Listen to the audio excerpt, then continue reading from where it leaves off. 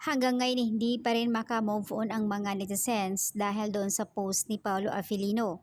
Yung post niya sa IG story, that time nasa PBBC Kim, na mayroong hashtag not too soon. Yung not kasi may, yung unang post ni Pao, ito huling-huli talaga si Pao eh. Unang post niya is my letter key N-O-T and then chu, soon.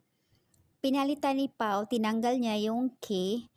So, ang nilagay lang niya is na Chuson, wala na yung K.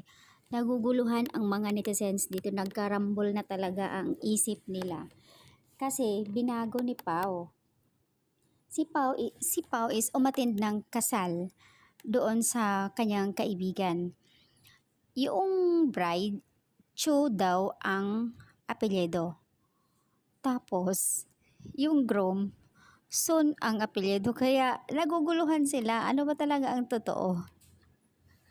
So, ayan, Cho ang bride and then yung groom is Son.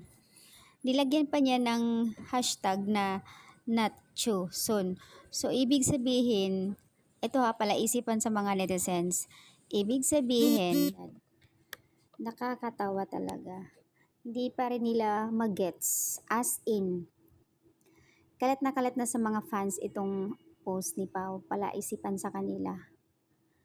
So ito, ang bride, ang apelyido ay Cho at ang groom daw ay Son. Kaibigan ni Pao, co-producer ng movie nila, itong kinasal. Pero bakit may hashtag ng not Cho Son? Kakaloka. Ang family daw ng babae kinasal, Cho ang apelyido. Dinagdagan daw ni Pao ng apelyido ng lalaki na Son. Soon to be. So, ayan na guys, nagkakagulo dito sa post dahil doon sa post ni Pao. Sa madaling salita lang talaga yan guys, nagparamdam na si Pao. So, nagparamdam na si Pao para sa darating ng kasal nilang dalawa ni Kim, kaya nagpo-post na siya ng ganon.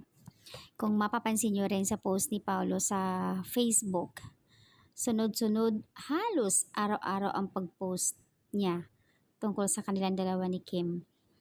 Kahit hindi pa in-announce yung kanilang movie, panay ang pag-post na ni Pao. Basta nagsimula lang ang lahat nung matapos yung WWSK, sunod-sunod na ang pag-post niya tungkol sa kanilang dalawa ni Kim na sobrang nakakilig.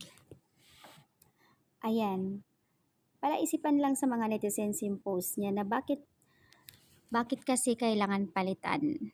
And then, nakita sa unang post, ito naka-screenshot. Ang bilis naman ng mga maka-screenshot, ang bilis talaga ng mga admin or mga fans na kukunin ka agad. So, huling-huli na si Pao. Wala nang lusot talaga, huling-huli na. Kaya, hindi na niya pwedeng palitan.